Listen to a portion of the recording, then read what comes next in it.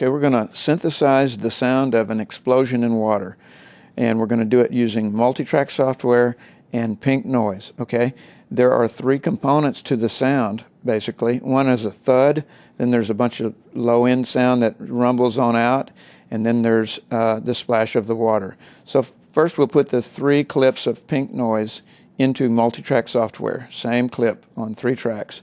The first, we'll make the thud first, and it's just got a quick envelope. You see the blue line, that's the envelope. And we'll filter it like this, lower mid-range.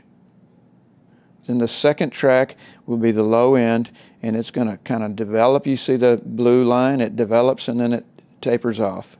And it'll be filtered like this, letting only low end through. But we're also going to distort that low end, because distorted low end helps explosion sounds. Then the last sound is the water splashing. It develops very slowly and falls off. And this is how you filter it to get that high-end sizzle to make it sound like water splashing. Here's the sound.